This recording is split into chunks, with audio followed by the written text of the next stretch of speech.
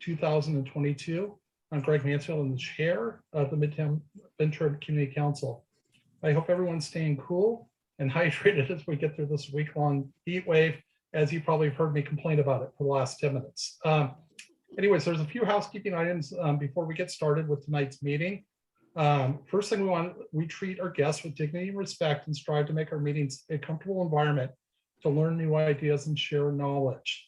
Please mute your mic to better hear the speakers. If you're not a member of the Midtown Ventura Community Council, I encourage you to go to midtownventura.org and sign up to be a member. Joining is free and you'll receive our monthly newsletter.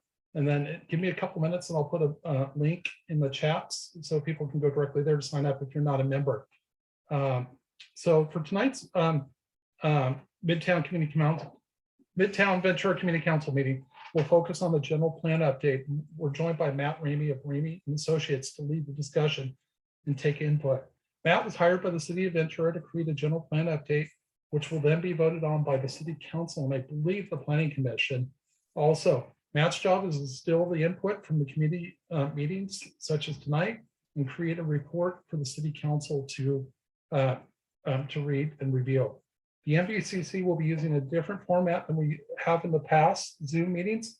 Tonight, just to give you a review, Matt will be doing an opening presentation and attendees can ask clarifying questions about the presentation. Use the raise the hand button and our vice chair, Eric. If you're there, Eric, wave your hand and we'll call on you. If you have a comment, but not a question, feel free to hit the chat, which we'll monitor. For about an hour, Matt will hold an interactive segment that will dive into the alternatives and focus on the Midtown corridors. The last segment is for comments and discussion. And again, use the raise your hand and Eric will call on you. We'll try to call on people in order. You raise your hand. Please be patient with us as there's a lot of moving parts behind the scenes. Our goal is to keep the meeting to 2 hours. So with that, with those rules of the road, I ask Matt to take it away. Thank you, Greg. Good evening, everyone. It's nice to be here again with this group. Before I move forward, I'd actually like to, Lily, who is on my team, to introduce herself. So Lily, say hi. Hi, nice to meet everyone. I'm also key staff on this project. And Lily has been working behind the scenes on a lot of the project work and information you're going to see here this evening, and she's going to be helping out with taking notes. So I'm going to go ahead and start sharing my screen. Greg, thank you for that introduction. I really appreciate the ground rules and really appreciate the context in which we are meeting here this evening. The purpose of the meeting is to provide you all with some background information on the land use alternatives process and the land use alternatives. These alternatives were developed through a community engagement process that has been going on for the last year and a half. And the idea is really to spark and encourage discussion. And as Greg said, we, after the presentation and after the Q&A, we are going to launch a Miro board, which is an interactive board where you can give comments, we can zoom in on the maps, and we can talk about your ideas on the land use alternatives. Okay, so I'm gonna, we send a request and I'll hand it on over to you. Okay, so it says host disabled participant screening. Oh, okay. See, I don't trust anybody. So, okay, let's go, Vince.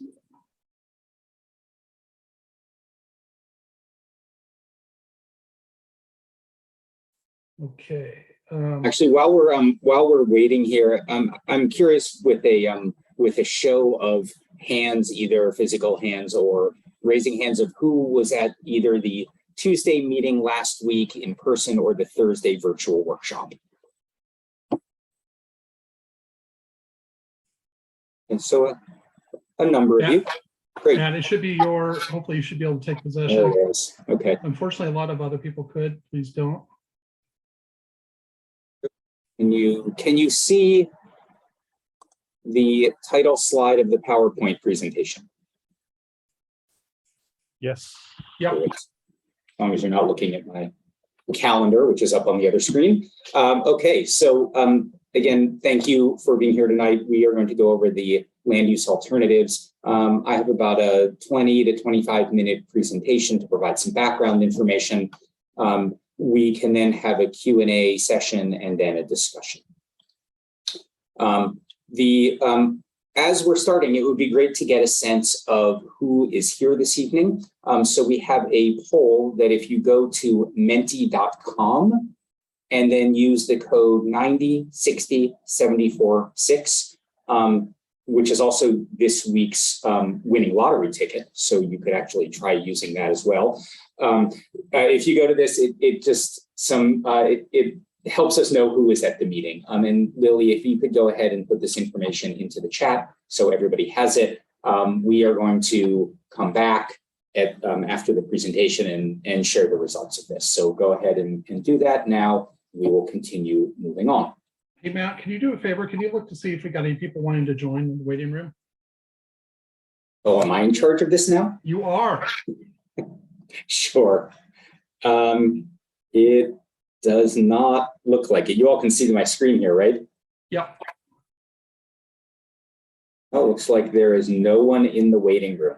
Okay, thank you. Actually, I'll send you a periodic reminder. I will, let me put this up on my other screen here so you at it, and I will see if there are people in the waiting room and let them in as they come in. Okay. So I'm going to start with some background information on the general plan. I'm assuming that most of you have at least a little bit of background on the general plan update process. So I will move through this relatively quickly, but I'm happy to answer questions in the Q&A portion. So my firm, Raimi of Associates, was hired along with a large general plan consultant team in order to prepare a comprehensive update of the general plan. The general plan is the long-term policy document for the city of Ventura, and it's required by state law. There are 9 required elements or chapters of the general plan that you see here. One of the cornerstones of the general plan is the land use element, and that's really what we're focusing on this evening. The general plan is updated every 10 to 15 or 20 years, and the city is right on schedule for this. The last update was completed in 2005. And so it's been 17 years. So it is time to step back and relook at the general plan. We do also understand that after the general plan was adopted, there has been a lot of planning work done in the city that we are building off of for our work, and we built off of for the alternatives. The general plan update process is taking about 3 years. We started right at the beginning of COVID, so that slowed us down a little bit. It is a 6-step process. We are in the alternatives phase, and also a lot of the ideas that occur from the community and out from the community process will feed into the policies for the general plan. So we're also kind of in parallel to this, taking ideas on policies in addition to the land uses. Throughout all of this process, there is community engagement. Over the last year or so, the consultant team worked with the community to develop a vision for the city. The vision includes 3 components: a multi-paragraph vision statement, a list of approximately 10 core values, and then approximately 20 strategies. The vision is intended to set the stage for what the city will look like in the future, what the current values of the community are, and then the strategies needed in order to achieve the vision. The vision was endorsed by the City Council on March 28, 2002, and it serves as the basis for the entire general plan, and more specifically, the land use alternatives.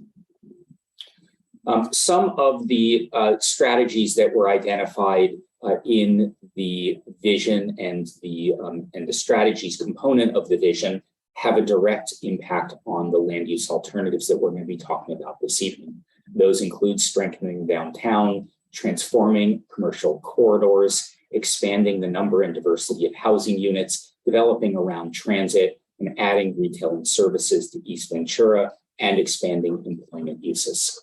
So the vision statement is online, and it really does try to capture what the community is and what its vision is for the future. But as you can imagine, the vision itself is a series of words, and those words can be interpreted and understood by everybody slightly differently. And that's why we're using this as the basis for the land use alternatives so that we can discuss how the physical form and the physical vision of the city looks in addition to the vision described in words. One of the core components of the land use element are land use designations and the land use designation map.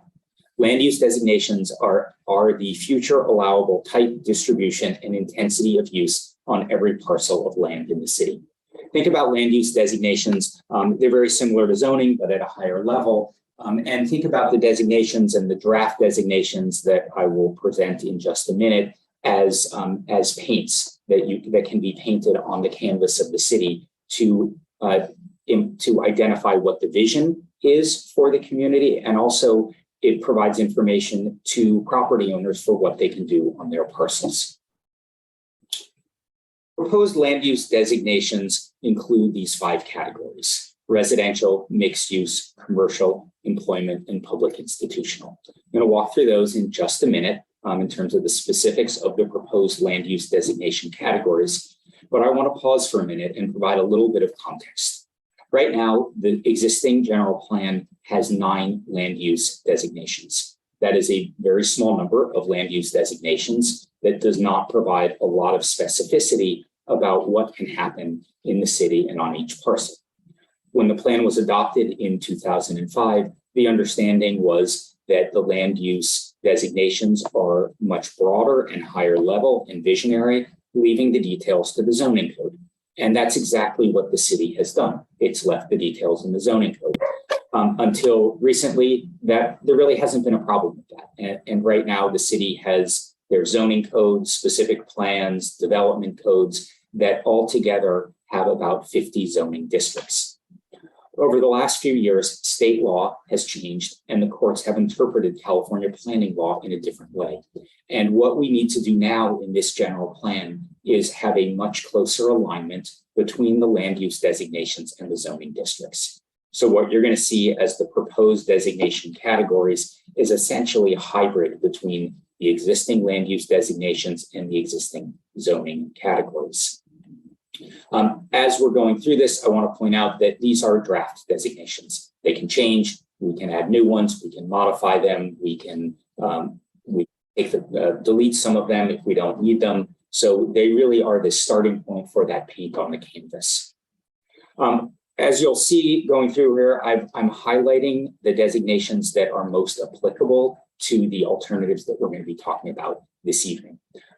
These are the residential land use designations. They essentially parallel the zoning districts within the areas that we're going to be talking about this evening in the Midtown corridors and the 5 Points Pacific View Mall area. There really aren't these designations that are being considered. There's a category of mixed use designations, and mixed use is, as you all probably know, either a vertical mix of uses or a horizontal mix of uses. The vertical mix of uses is most often seen as ground floor, retail, or commercial, with residential and sometimes office above. There is also horizontal mixed use, which allows the close mixing of different uses on adjacent parcels, or even on the same parcel in different buildings. There are 4 primary mixed use designations. We're going to change the nomenclature here because we do understand that it is a little confusing, but we'll bear with me for now. So we have mixed use 1 through mixed use 4, and that essentially corresponds to 3-story buildings, 4-story buildings, 5-story buildings, and 6-story buildings. I know that there's been a lot of discussion about 6-story buildings and whether they're appropriate in the city. It is important to note that there actually are 6-story buildings currently allowed in the general plan and currently allowed in the areas that we're going to be talking about this evening.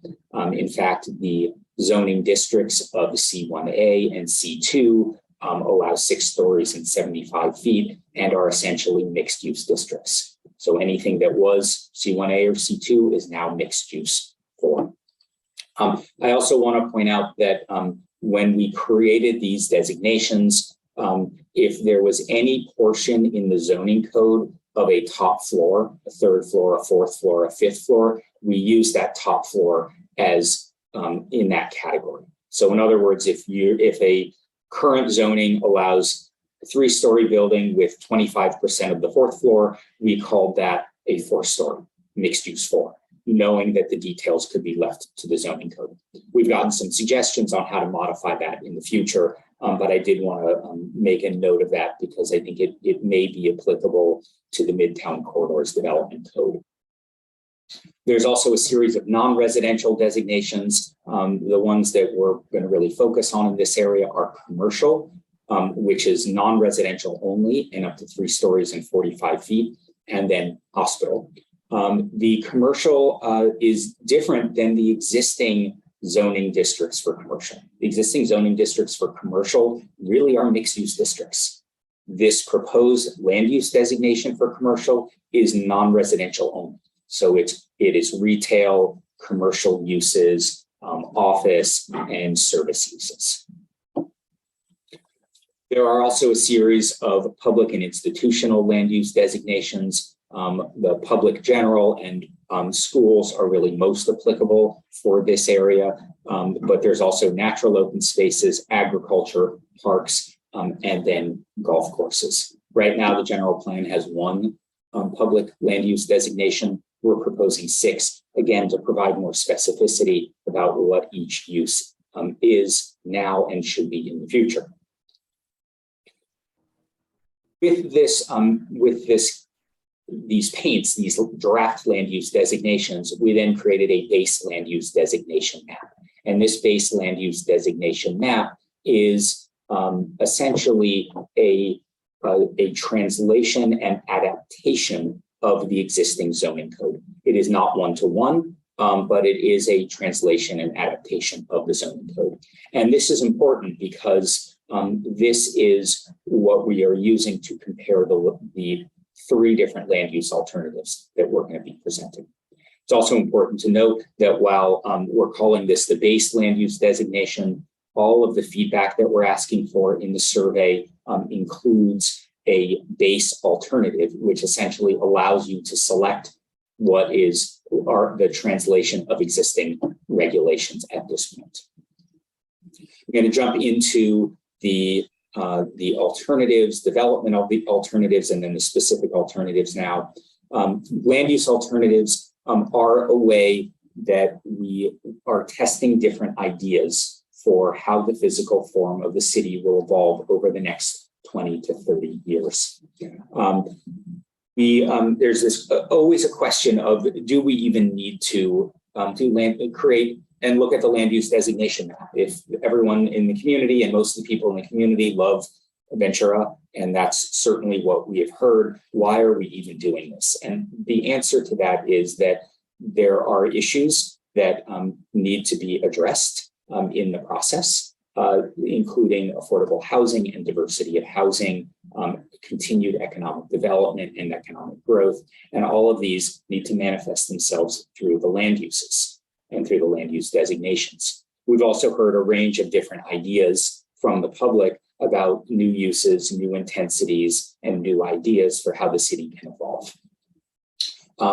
The land use designations allow us to test the overall mix of uses and the mix of uses in different areas and development standards to identify where growth should be targeted in the future and what it should look like. Greg, I am continuing to look for people to let in, but it doesn't look like anyone is in the waiting room. Actually, I'm doing it secretly, Matt. I do have the ability, so I'm handling it. Okay, I was wondering why the numbers were increasing. It's me. I'm guilty. One thing off my plate. Thank you. Okay, so how did we get these ideas for the alternatives? We did not just make this information up. In fact, we've been getting input on ideas for the alternatives for well over a year. They came from a lot of different sources, including a survey that occurred about a year ago, an online survey where we asked people to put dots on a virtual map for where they thought new uses could go. And you see some of the results here on the screen. We had multiple GPAC meetings to ask about ideas for the growth and evolution of the city. And we had 3 very focused meetings in April and May, covering about 8 hours of really interactive map work with the General Plan Advisory Committee. The public was also part of that process. And if you'll remember, we came to this community council as well as every community council approximately a year ago with blank maps to ask your ideas for what you thought should happen in the city. We've also had multiple other surveys, and so we've gotten thousands and thousands of comments.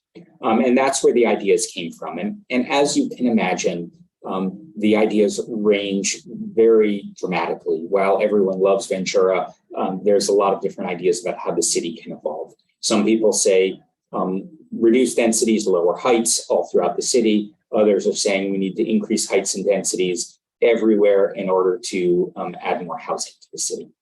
So we're trying to balance those with the alternatives. I want to just pause for a second here and just focus in on these 2 maps, the multifamily and the mixed-use map that you see on the screen here, because I think these are really important for this area in particular. And when we had this survey, there had about 1,500 participants to the survey, and people placed their dots on the map.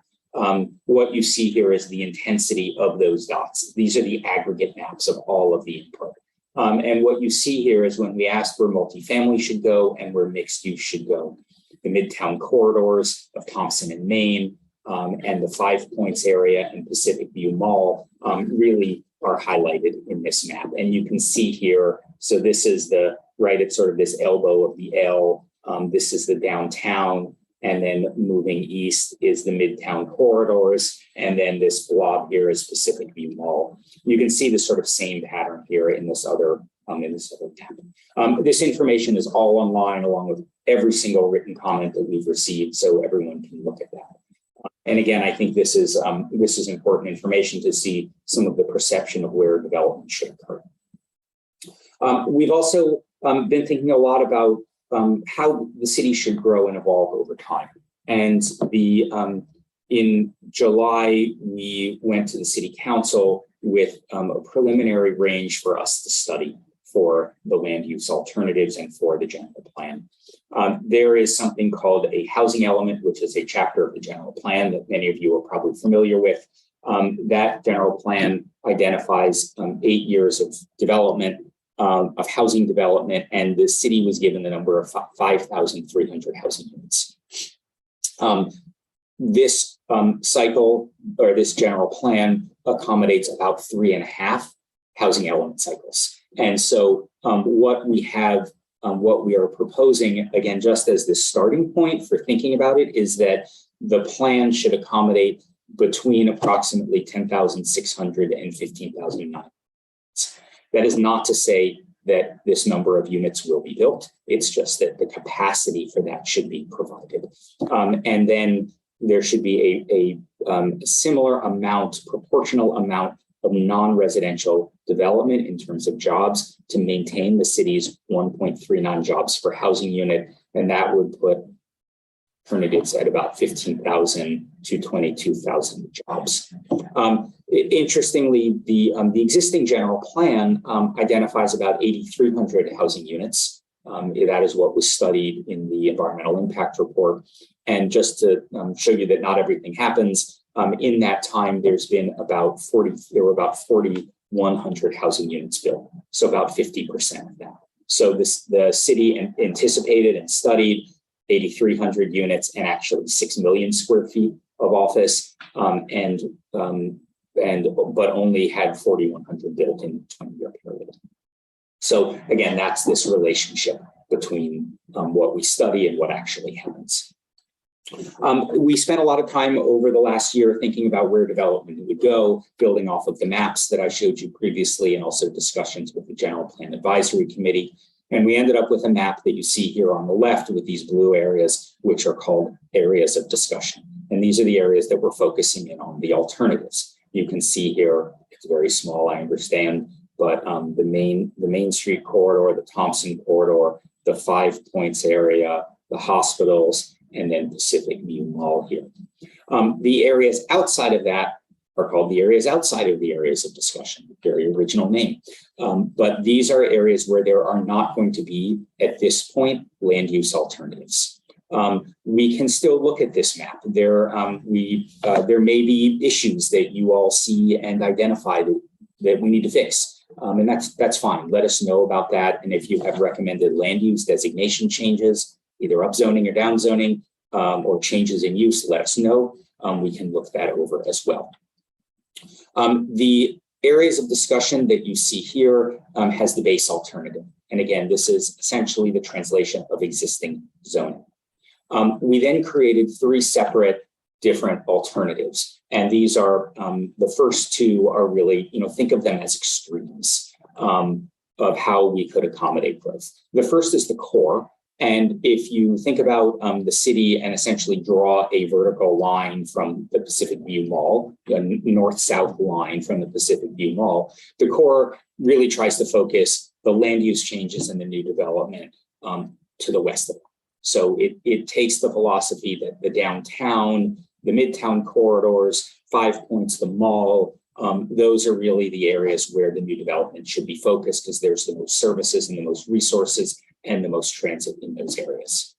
The expansion alternative really takes the opposite approach. And in fact, there are very few land use designation changes in the area to the west, in this area in particular that we're talking about this evening, and the area to the west. And it instead focuses housing and land use changes to the east of the city, including potential development in the agricultural areas and the SOAR areas. So I want to pause for a second to say that I know that discussion of the SOAR is definitely a sensitive topic. And we did hear in the process, and we can look at these maps at some point, we did hear that there was some consideration from the public about development in these areas as a potential for housing or economic development. And that's why they're included in the alternatives this evening. In fact, the General Plan Advisory Committee was split on whether to include them in the alternatives. Half said yes.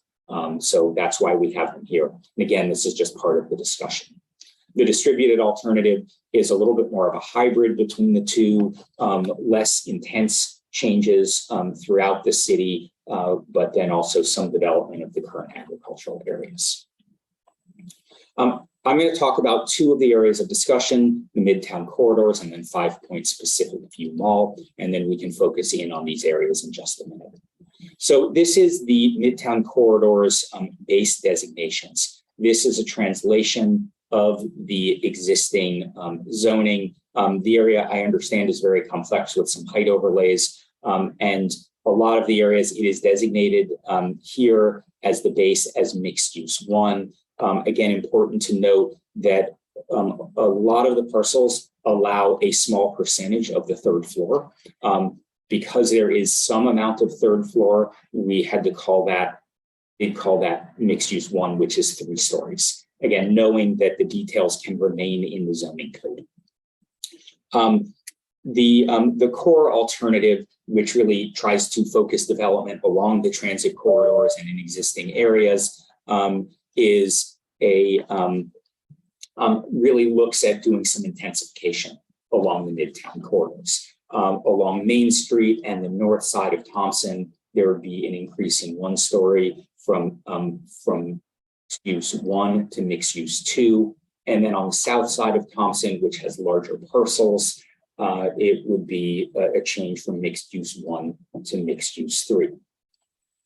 The expansion alternative essentially is the same as the base. The expansion alternative, again, the idea is that the land use changes are really located to the east. And so in keeping with that theme, the expansion essentially keeps existing regulations in place. So that's the idea of the expansion alternative for the Midtown corridors. And then the distributed has again, a little bit of a hybrid. What it would have is a increase of 1 floor just on the south side of Thompson, with all other areas essentially remaining the same. For the 5 Points in Pacific View Mall area, this area is actually, I believe, a lot more complex. It is larger. There's a much more diversity of uses here. So these are the base land use designations. I just want to point out a few things. So, one is that, as you all know, the hospitals are located here, and there is an existing vision to really maintain and support those hospitals and create a sort of larger healthcare district. And the alternatives are really designed to enhance that vision. The second is that this very large purple area here is Pacific View Mall with the adjacent commercial and retail properties. The Pacific View Mall is already zoned for 6 stories and 75 feet, so we're not proposing any land use designation changes in these areas.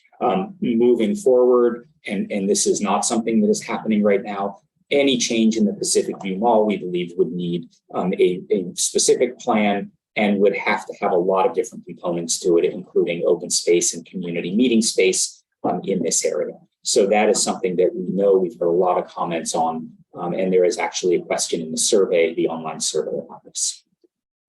The core alternative, again, focusing more development in this area, changes, you see the purple here, changes from mixed use 1 and commercial here, and along Thompson, and then along Main Street to mixed use 3, which is 5 stories. The Pacific View Mall would remain as mixed use 4, and then the area here on Loma Vista would, some of which is now commercial and some of which is, actually this is all mixed use right now. This would change to mixed use 2 from mixed use 1. So again, going up 1 floor.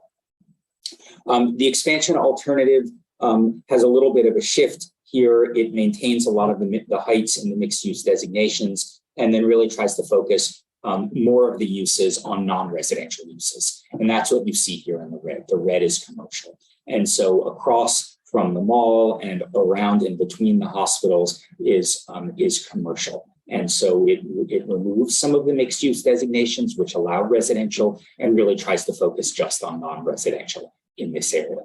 Again, with the idea that, that residential would be happening particularly more in the east.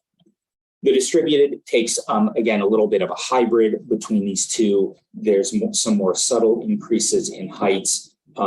You know, as you can see here, from mixed use 1 or commercial to mixed use 2, so an increase in 1 floor. It does change some of these parcels, change from mixed use 1 to commercial to capitalize on the hospitals and the commercial uses that are there.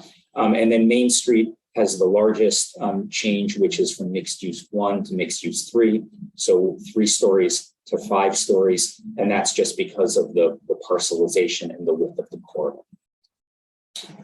That is pretty much the end of the presentation, and we can move into question and answer and discussion. Lily, can you share the results, or do I have to somehow figure out how to do that with my? Yes, I can share the results. Okay, great.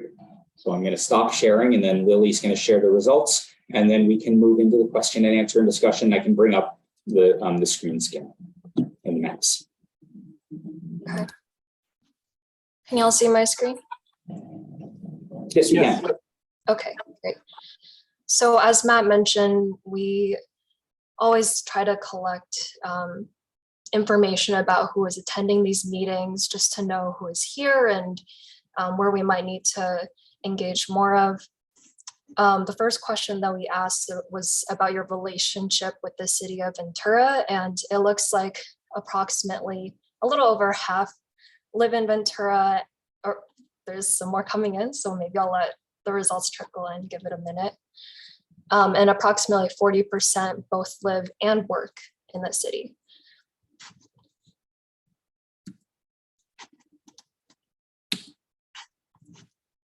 The next question asked, if you live in the city, where do you live? And unsurprisingly, the majority of you all live in the Midtown, although I see that there are also residents from the downtown, the Pierpont Harbor area, and the college area as well, who are participating in this meeting tonight.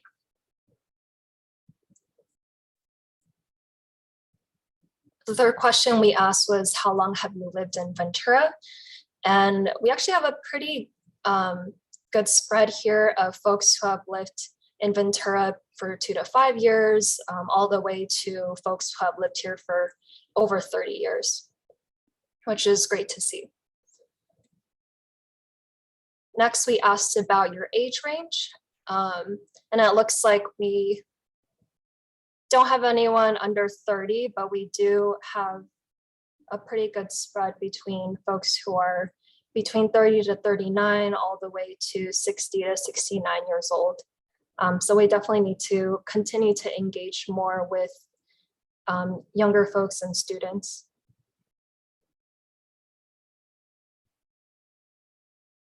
We asked which race or ethnic group you most identify with. It looks like the majority of folks here are white, with a small percentage who are Hispanic or Latino.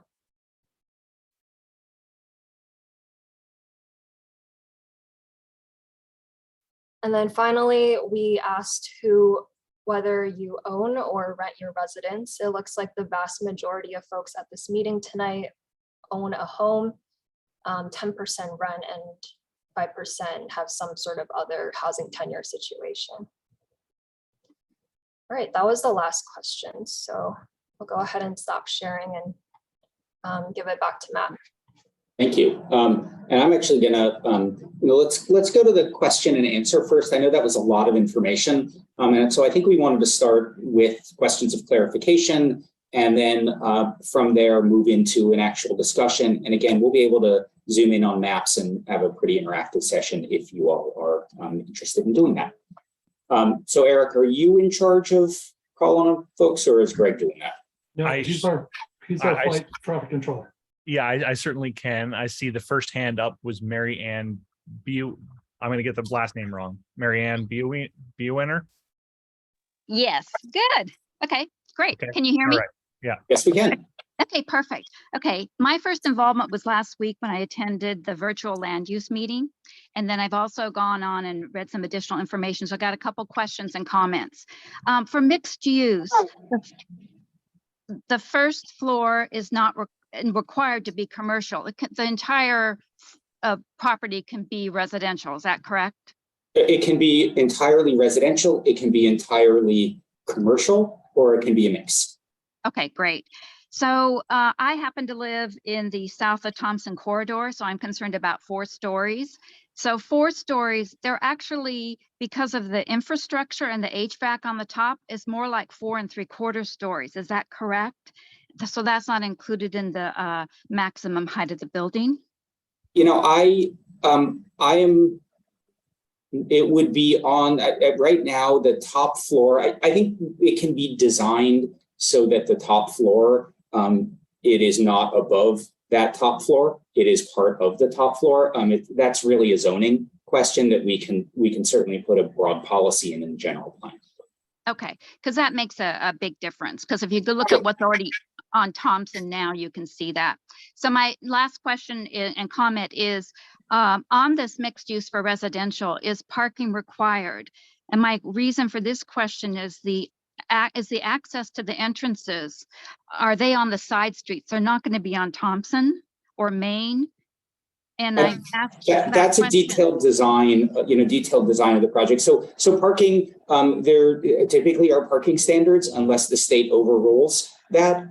However, we also know that when a project is financed, the financer really requires there to be parking in a lot of instances. So there would be parking. We can, again, there can be broad policies to have the entrance to the parking and the access to the building be from the main street. That's a very reasonable request and idea to have happen rather than kind of on the side street. Yeah. Okay. All right, because the side streets are small. That's it for me. Thanks. Thank you. And Mary Ann, thank you for joining, even though you haven't been involved. I think it's great that you came out and you're getting involved. So it's great. Okay, thanks. I think it was a tie next between Jennifer and Karen. So I'm going to go with Jennifer. Karen, you're up next. Jennifer Russell. Hi, thank you. I was just wondering, because I haven't really attended the other meetings, do you have any information on other factors that go into how this housing, the different zones are determined, like such as impact to the neighborhood, like the projected number of coming in and out, different traffic patterns, like because I work Thompson, and I've worked there for over 15 years.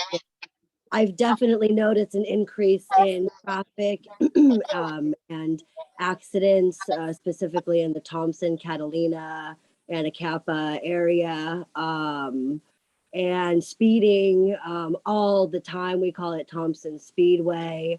And then the units, the multi-story units that just went up across from Cafe Nouveau, are just completely overlooking other people's backyards. I just am wondering, what other factors go into, how and where housing and multi-units and am I getting that across correctly? Yeah, no, it's a really important question, Jennifer. This is one of the challenges that we have in thinking about the evolution of a city, which is how actually does it evolve? I mean, cities, as you know, are not static places. They're organic and they change over time. And so what we're trying to do in this process is set that vision for what it would look like. There is going to be detailed transportation studies associated with the project, but those are going to be coming after we get a preferred direction.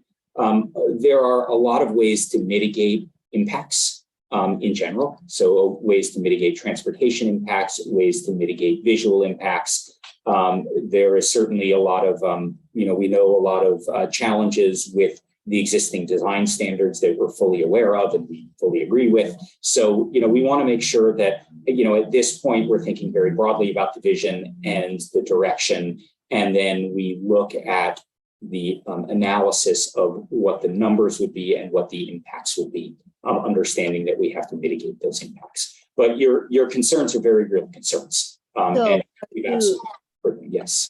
Just to clarify, so you said you don't, for example, you don't get to answer some of those questions until after land use designations have already been done. But what are some of the things that you actually do look at before the land use designations are made to help make those decisions, access to safety permit? I'm just overall, what actually are some of the things that are looked at to determine how? Again, part of it's a very iterative process when you do planning, and the infrastructure isn't static.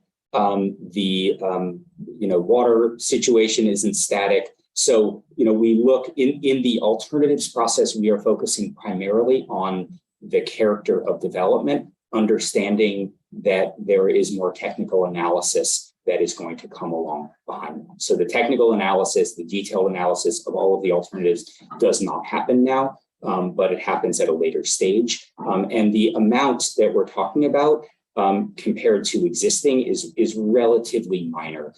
It is the biggest impact is actually going to be on the character, and that's why we're focusing on character with this.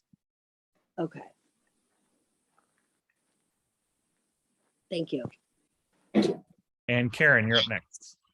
Hi, my name is Karen Klock, and I'm interested in diversity of housing and basically affordable housing across the city, and eliminating or moving against segregated housing. So that seems to go with the expansion alternative. But what happens if the city supported that alternative, but then SOAR votes don't pass? Does that mean we're stuck with not enough housing alternatives? How does that work? Karen, that's a really good question. So there are, as you all know, there are some very, very large hurdles if there is the decision made to consider the SOAR areas. It is not just a city council decision. It has to be a vote of the public. There was just a vote relatively recently to maintain these areas as SOAR. So, I think the reality is it's more of a long shot and something that would happen in the longer term. So that's just one thing to consider. And I think everyone should think about that as they're thinking about the land use alternatives, which is the viability of it. The second is, and I didn't mention this previously, and I should have, so I apologize. And that is that our expectation is that the alternative that is going to ultimately, the preferred land use plan is going to have bits and pieces of each of these different alternatives. So it's not going to be you pick the core, you pick expansion, or you pick distributed, and that's it. Each area of discussion has multiple alternatives, and even within that, there's a lot of nuance, which we ask in the survey. So we really expect that there's going to be a lot of nuance and a lot of variation. The other is that at this point, we have not discussed in detail the single-family residential neighborhoods and whether there would be upzoning to those areas. We know that is certainly, there's been a lot of ideas about that, and we know there's also a lot of concern about it as well. So, we're aware, and that is going to be coming as part of the discussion in a month or so. So then, just as a follow-up, how do we address fair housing briefly? Can you expand on your question, please? Well, how can we address eliminating segregated areas of housing where we don't have diversity of housing, where we have segregated income groups, basically? Yeah, I mean, so part of that can happen through the alternatives process. And I think it's certainly a filter to think about of where is multifamily going and where is affordable housing going. The state looks at multifamily as affordable. We know that that's not always the case, but that's how the state looks at it. And so I do think that the housing element in particular has the affirmatively furthering fair housing analysis to it, which is worth looking at. And Karen, I believe you already know about that document. You probably looked at that. I do think it's something to consider with the alternatives of where the resources are now and where the diversity of housing is needed. Sabrina is next, and then Mark. Hi, Matt, and thanks for doing this. I think you asked initially about our level of involvement. So as you know, I'm a member of the GPAC, and I was at the museum presentation. So I had a couple of questions, and the first one is really just for the community to understand. Can you talk a little bit about the variance in height that's allowed based on the low income housing bump, kind of what that does for housing height? Yeah, the density bonus. Mm-hmm. Yeah. So this is an existing state law. It's actually a state law that's been around for a very long time in an attempt to get more affordable housing in the state. What the state has done is said that if you build a certain percentage of affordable housing, you can have a increase in the number of housing units measured in dwelling units per acre density.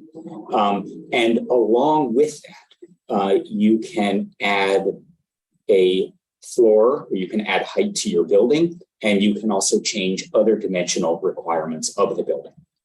And so the state has given pretty broad latitude to the development community if they are building a significant amount of affordable housing.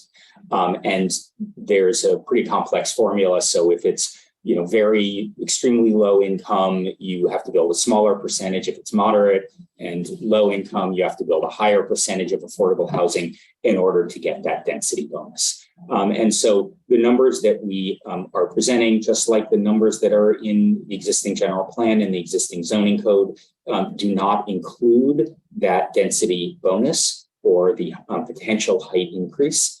And that is essentially across the board, but it's across the board now, and it's across the board in the draft land use designations.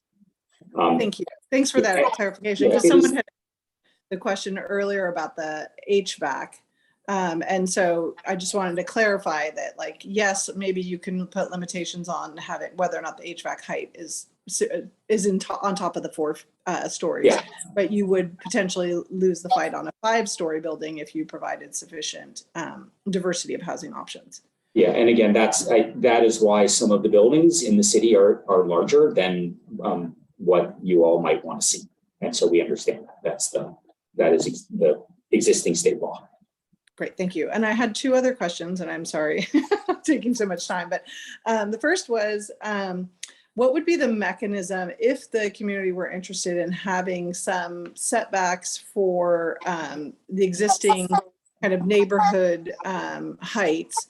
One example of that would be near Anacapa Middle School. The proposed new project is going to be a 6-story apartment building. And although the side that faces Anacapa Middle School, which is a 1-story tall school, is 6 stories tall, the side that faces residential housing is currently stepped down towards the residential housing. So I was just kind of curious if you know what the mechanism is for putting that into our codes.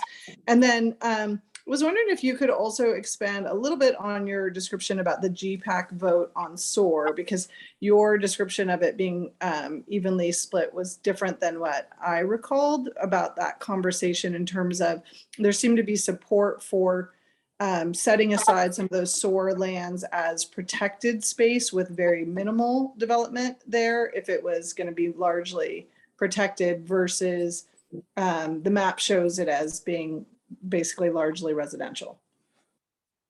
Yeah, okay, so let me take each one in turn. So the first, the general plan, so we have 2 primary documents, regulatory documents for land use. We have the general plan and we have the zoning code. And the general plan is by design more general. The zoning code is by design more specific. Some of the things, Sabrina, that you mentioned in terms of, you need a certain percentage of the top floor needs to step back, adjacent to residential areas or schools. That level of detail is primarily in the zoning code. However, it is within the purview of the general plan to identify some broad parameters about what that could look like. So I think if there are areas where we want to have those step backs or step downs to adjacent residential areas, we can put broad policies in the general plan and leave the details in the zoning code.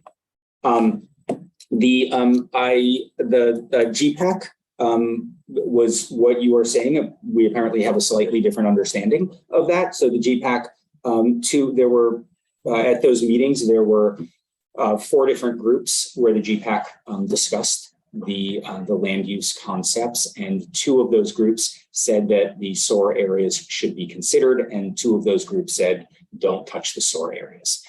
There were differences of opinion about the SOAR areas, and even within the groups that identified it as a possibility. And again, yes, some said, we only would allow a small amount of development. Some said we would allow more. However, there's also the entire community engagement process, which had thousands of other ideas that we took into consideration. So the GPAC did have a discussion and was split, but there were also lots of ideas that came out of the broader community engagement process that went into the development of these alternatives. Again, we understand that, and rightfully so, that SOAR is very precious and important to the community. And, I think it's certainly a viable alternative to not develop at all in those areas. And that if you do consider development, that it comes with significant community benefits. So it only happens for all or part of the area under very strict circumstances. And that's what we've seen in the planning field recently with some of the development in areas that are more sensitive, where the community has other objectives that may be competing with preservation of open space. Again, and I'm not saying that the community should develop the SOAR areas, but those were some of the considerations. Great, thank you very much.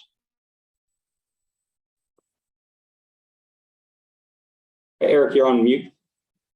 Thanks. Mark's up next. After that, we have myself and A Walsh. I'm not sure who that is. We'll cap it after that so we can get to the interactive, if that's okay. So Mark, you're up. Okay, very good. Can you hear me okay? I can. Hi, Mark. Hi, Matt. I was gone, unfortunately, for most of the meetings last week, and I feel like I'm drinking from a fire hose right now. So I'm trying to just get some of the facts and make sure I understand everything. So I realize I think the general plan is done on a 25-year cycle, and the housing element, and hence the RENA numbers, are done on an eight-year cycle. Correct. The state realizes that housing needs change quickly, or more quickly than a general plan.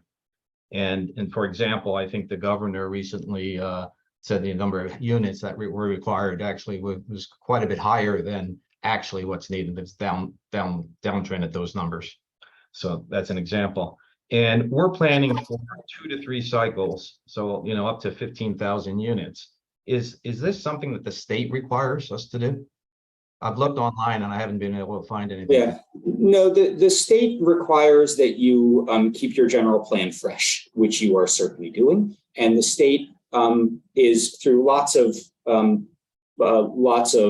discussion promoting more housing overall in the entire state. This RENA cycle was higher than it has been in the past. And the reality is we don't know what the state is going to do in the future in terms of the RENA cycle. We have also heard a lot of members of the community who say that they want more housing. They want there to be more diversity of housing, and they want there to be more housing in the community. We use the 2 to 3 times RENA because it is essentially, and it's a common practice to do that, but it's not required, and it's not a magic number. And this is what we're doing from a very broad perspective to start our thinking on the process. It's not necessarily what that final number is going to be. Interestingly, the 2 times RENA, as I mentioned, is actually pretty close to the number that's in the amount of development anticipated in the existing general plan. Part of the goal here is that if we just look at one RENA cycle, you can't reuse those same sites without penalty from the state. And so we want to be able to think a little bit beyond just 8 years. So we're not coming back now 7 years, coming back again in 7 years and redoing this whole exercise again. But things change, and we understand that. And so we're trying to balance. And Mark, what you're really talking about here, I think, is how do you balance preserving all of the great things about the community and addressing some of these issues like housing and affordable housing, and understanding that cities evolve over time. Interestingly, the growth rate for housing is about identified in this is about 1% per year. That's still pretty slow growth. It adds up, we understand, but it's not a rapid growth. And what we tend to see in growth is it's not 1%. You tend to see big increases, and then it flattens out for a while, and then it increases. And I think what's going on now in the city is that all of these projects that have been that were approved up to 10 years ago or more are now being built. And so it's sort of like this massive crush of new housing. But we also know that we've hit that plateau because it's actually not financially feasible even to be able to build something right now, starting from scratch. So we have these cycles that we're trying to plan for. And does the 3 options, the core, distributed, and forget the name of the last one, do those meet those higher RENA numbers? There's a range. Build out those areas? It's really difficult. So you said that you feel like you're drinking from a fire hose, and I certainly understand this is very complicated. There's lots of different ways that one could do that analysis. And so the alternatives, we're still actually doing some of that analysis. I think the core that we're looking at now is probably under the 10,000. And then I think that the expansion is well over the 10,000 just because of the SOAR areas. And so that's why we're sort of looking it's going to be somewhere in the neighborhood, depending on that direction that's picked. And we just don't know yet. I think it really depends on the character and the direction the community wants to go. And I think the numbers are going to follow that. Yeah. Rather than trying to force the numbers and then say, we got to do this. Okay. So anyhow, so the state doesn't require the 2 or 3 times RENA, but you're saying it's standard practice or common practice at least. Yeah, we want to plan for the next 25 plus years. Okay. And point is, I see a lot of on like the core, a lot of those buildings that are going up now, other than for the 10% that are deemed for affordable housing, are extremely expensive. They're mainly being, out-of-towners coming in and buying them up. So it's not really, they're not really satisfying the community in terms of affordable housing in a broad way. But that was my point. So so the last point I wanted to ask is the base plan with the changes of zoning to specific areas on Telegraph and Johnson, does that meet the RENA numbers, the one cycle RENA numbers? Yes. Okay, so that's kind of a base level. You'd have the Yeah. minimum of what you would need to do. Yeah, and just again, Mark, I don't want to go kind of all policy wonk on you guys here, but there's a difference between kind of what we as planners think might be a good site for development, and then what the state thinks is a good site for development, and we have to sort of keep that in mind. With that, the state has very different requirements for things. But again, what we're trying to do is respond to what we have heard from the community and the desire, because there has not been a lot of growth in the city over time. There are some members of the community who we have heard would like to promote more housing throughout the entire city. And so that's why we're presenting a range of alternatives, including the base, right? And so we're not trying to say you have to pick a direction that includes more growth. We're saying you can keep what you have. There's clearly challenges with that, and there's clearly challenges with picking one that has a lot of growth. We're using this as a discussion, and that's why this, tonight is a great beginning to that. One more really quick thing. So we don't expect you tonight to tell us what your preferences are. This is a process of learning and understanding and spending time looking at that information on the website and coming to more meetings and getting involved and asking questions. Your community council is actually very knowledgeable about land use, and you, I'm sure, can turn to them for some information too. Yeah, very good. Thank you. And I appreciate that you're trying to thread a needle, or the state is trying to ask them to thread a needle. Again, and what we really want to do is have that discourse and do so that the community can choose what's right for it in the future. Okay, thank you. Eric, you are on mute again. It's twice. Yeah, I know. Trying to let the background noise not to interfere.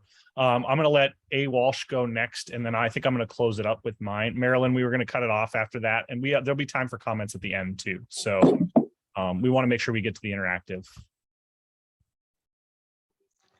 Hi, my name's Aaron Walsh. Good evening, everybody.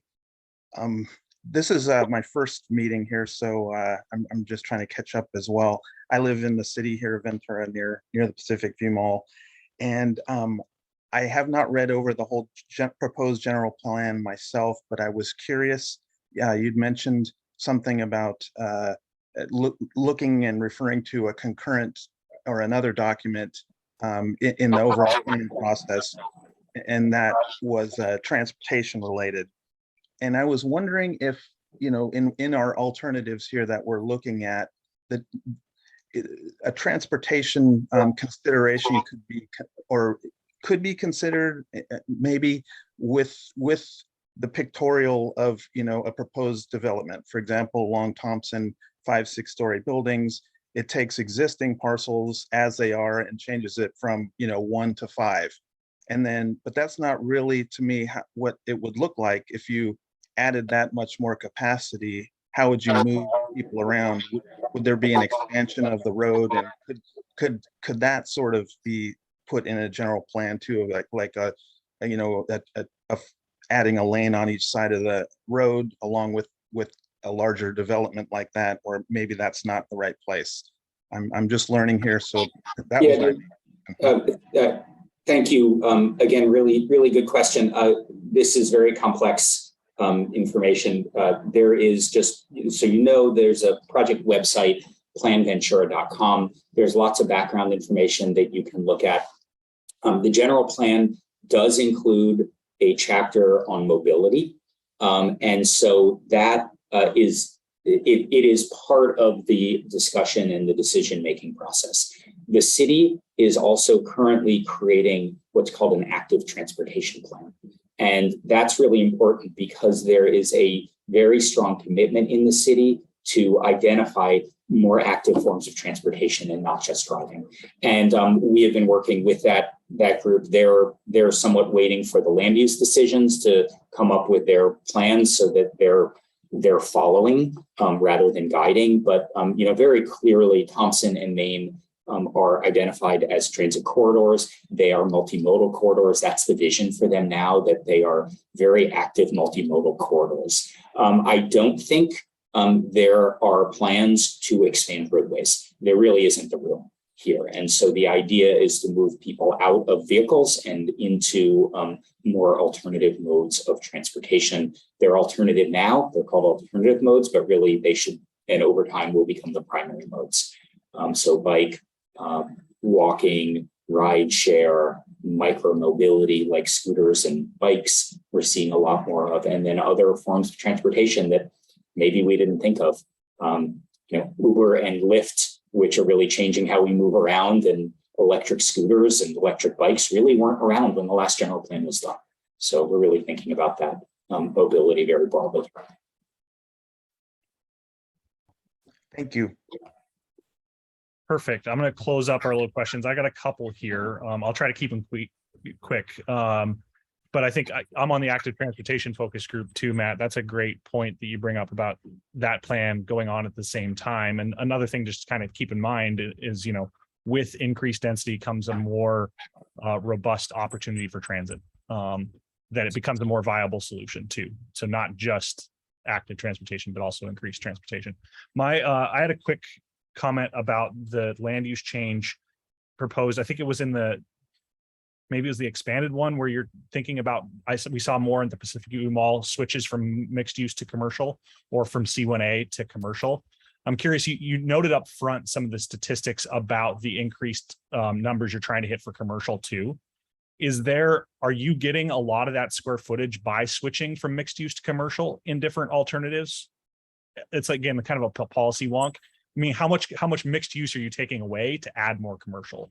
Just kind of curious. Well, the reality is, right now, yes, we are going deep into sort of into policy wonk here. But the majority of the new jobs that are going to be coming into the city are really going to be in larger areas in the North Bank, Arundel, Johnson area, potentially even the downtown. I think that there's the mixed use allows commercial. And so if that is the right use for that area, someone will build that use. The mixed use also allows residential. So I think one of the questions is, as a policy decision, are there areas here in the 5-point Pacific View Mall area where you think residential should not be allowed?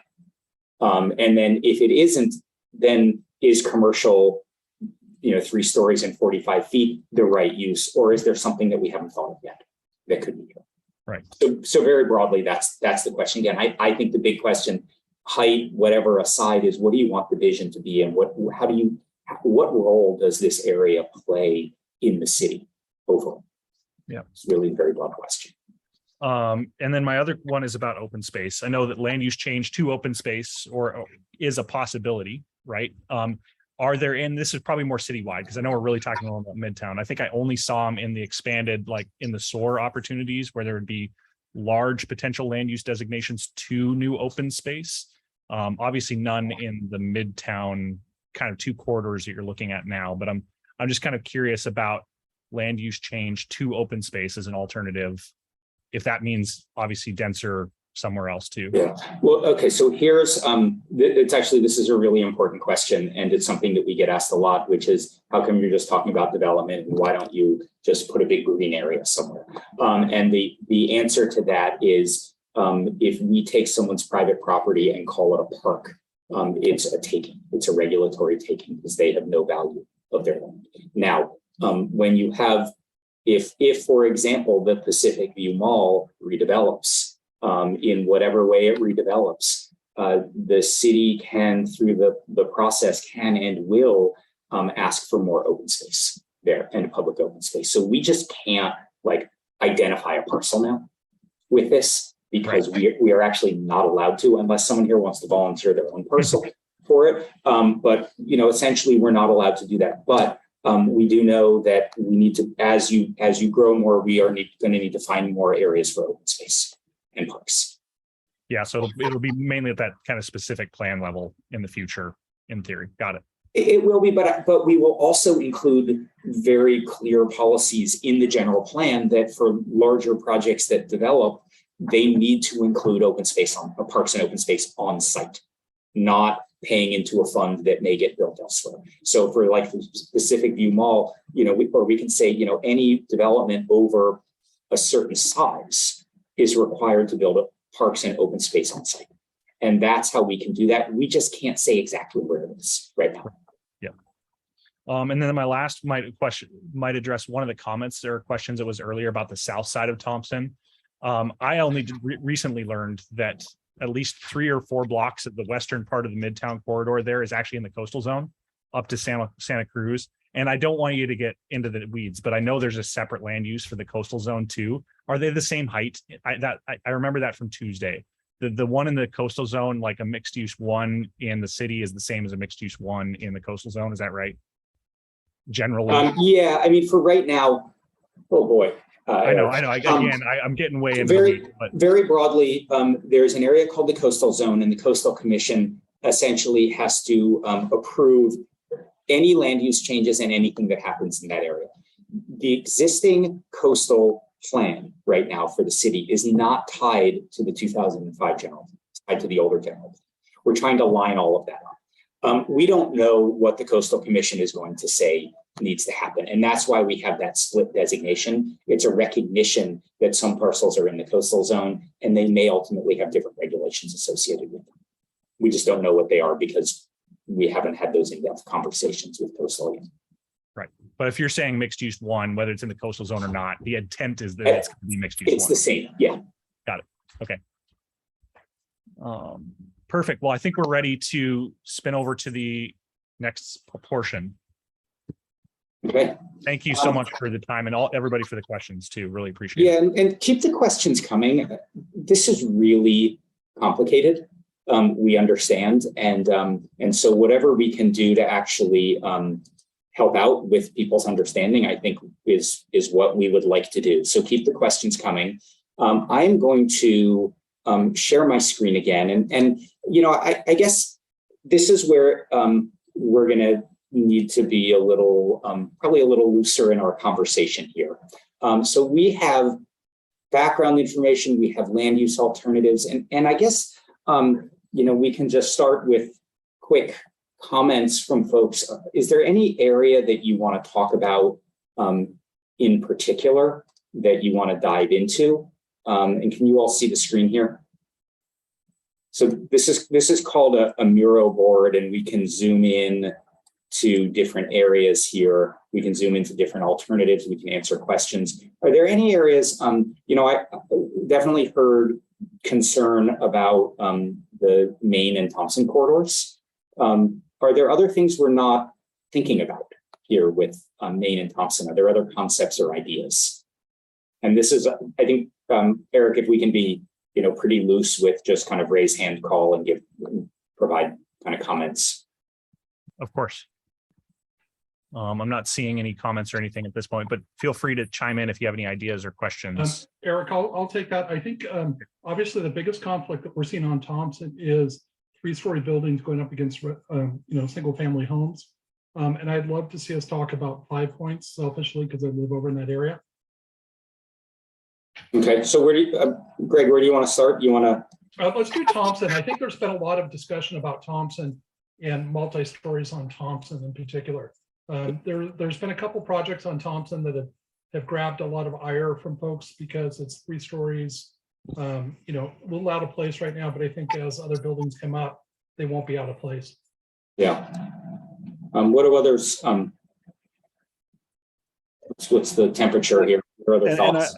Another thing I saw Sabrina have this comment too, and it's something having attended a couple of the meetings that I'm kind of hearing, right? The areas of discussion are really limiting your height to some extent. So when we talk about distributed, what we're seeing is distributed across the areas of discussion, but not across the single family. You kind of alluded to that.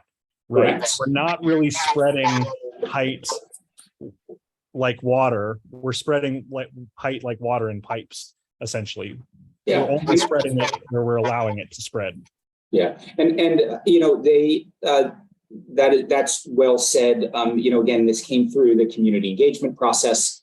And you saw the maps where a lot of people put dots on the Thompson main corridors and 5 Points in downtown and West Side.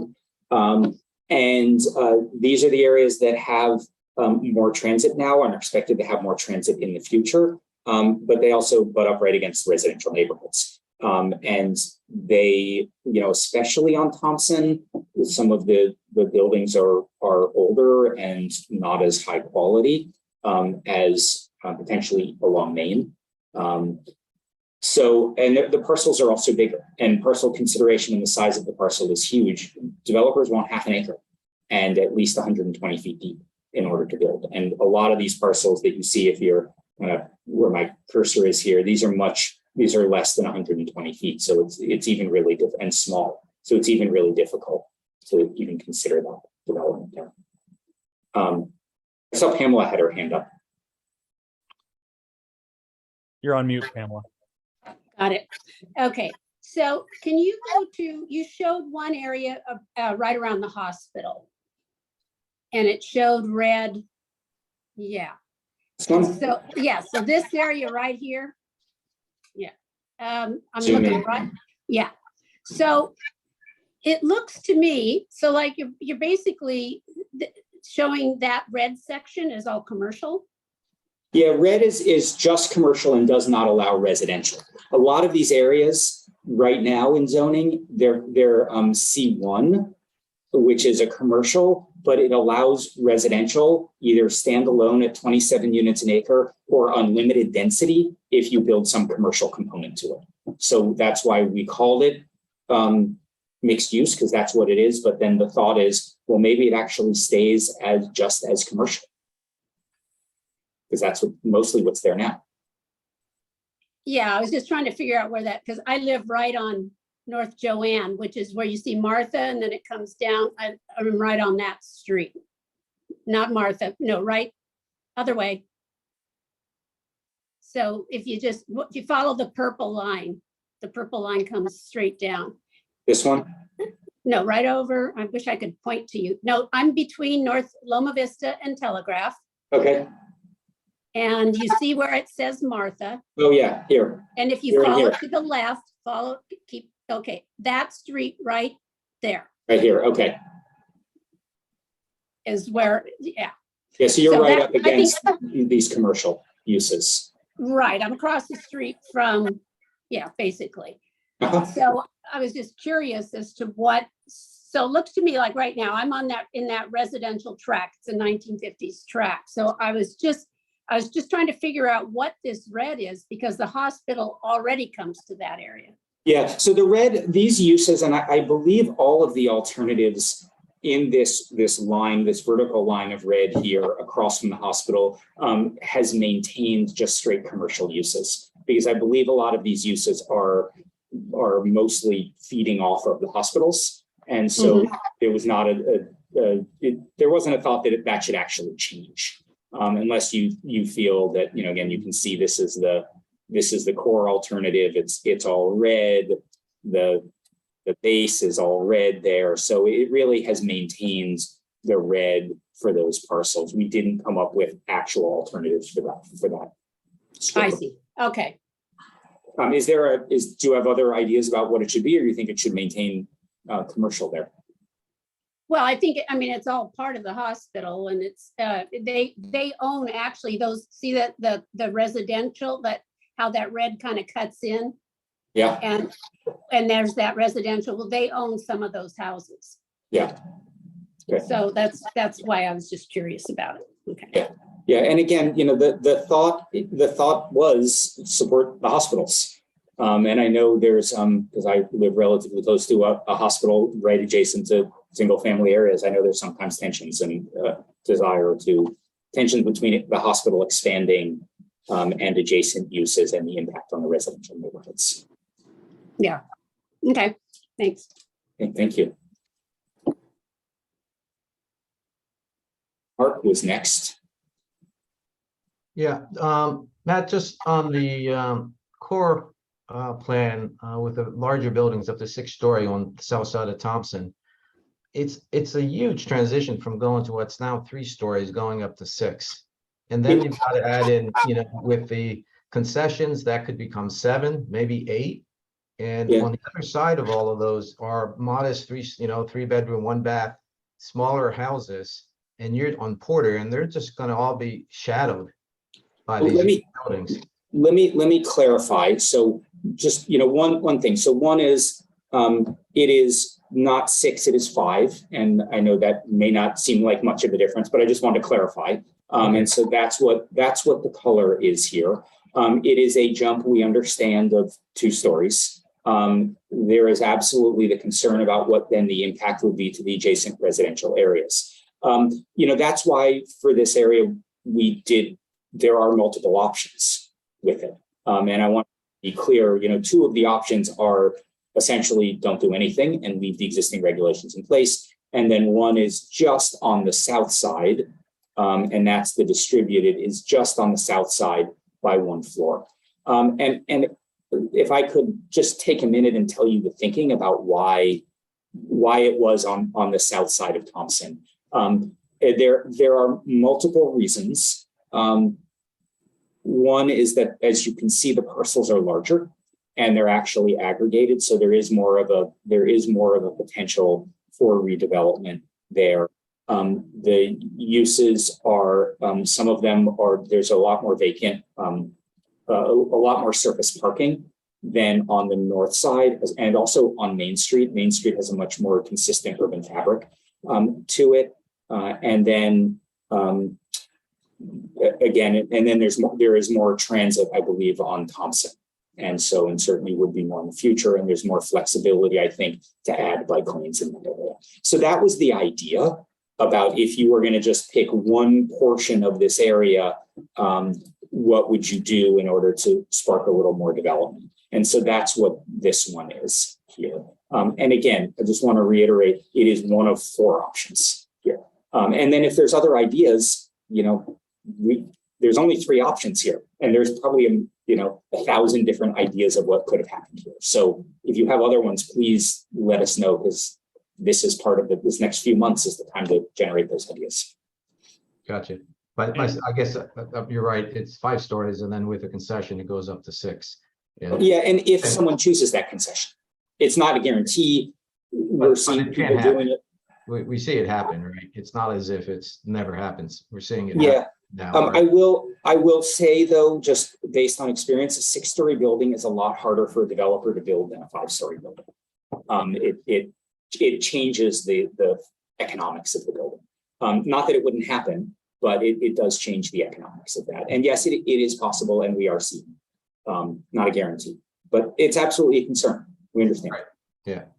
Okay. I'm going to give you one other bullet point on the south side there too, Matt, is that from an exposure level, there's a lot bigger difference between a 6-story building, 6-story building to your north than there is one to your south, blocking sunlight. So Yeah, that it's a nuance, but it is better from a solar exposure standpoint to have it there than as opposed to on the north side of the street, which would then shade houses to the north more so solar wise. Marianne has had her hand raised next. Okay, great. So still south of Thompson, would we be able to designate some of those lots as, instead of a mixed use, just to be straight residential? absolutely. Because my experience has been both in LA and San Francisco, when they put a commercial under, quite often the commercial is not, it's not filled. Yeah. It's not used. So you're walking it across. So I don't know about the economics of that. Yeah. Again, really great point. And there's a whole other kind of level of nuance that we could get into with this, which is, as I said before, mixed use allows commercial only, residential only, or a mix of uses. So someone could come in the mixed use and actually just build a residential right now. There may be areas where we would require some active ground floor use. right? There's some, if you look on the east side of Main Street, where my cursor is here, it's the street character is really important. I would say I don't think anything's going to be redeveloped here, but if there were going to be something, redeveloped kind of over in this area, that then you would require ground floor retail in order to maintain that retail presence. On this part of Thompson, perhaps you don't actually need that, and you could just do residential, or we could just change it to say you can only do residential. Okay, thank you for that option. Yeah. And that's how do we tell you that in writing? Yeah, you'll see in the survey where it asks you, there's a question about this area, and it says, do you have other ideas? What's your preferred alternative? And then do you have recommendations for how that could change? And so that's a good way to do that. The other is, and I was going to get to this later, that we are having office hours, both virtual and one in person, where you can come and we can sit down and look at a map and actually draw where those are. We have your comment tonight though, as well. But if you want to be more specific, drawing. Yeah. What percentage of the people that you think live south of Thompson know that this is going on? Any idea? I have no idea. We have, we can talk about engagement. We have done mailings to the entire city. It's been in newsletters. There's been newspaper articles. It's been mentioned at council and planning commission meetings. We've had pop-up workshops. I wouldn't be surprised if some people don't know about it, but I also know a lot of people do know about it, which is typical of a process. But I would encourage you all, if you know people, get them involved. Involvement is good. All right, thanks. And Blair had her hand up next. Hi there. I am hoping that we can go back again. Back over to the mall and hospital view. Yeah. Any particular alternative? Probably that showed the commercial, essentially the one that Pamela was also commenting on. Give me a second here. There it is. Actually, the expansion. That is the most. Thank you. So I've been receiving the newsletter for quite some time, and I've been quietly following along and unable to attend any of the meetings until tonight.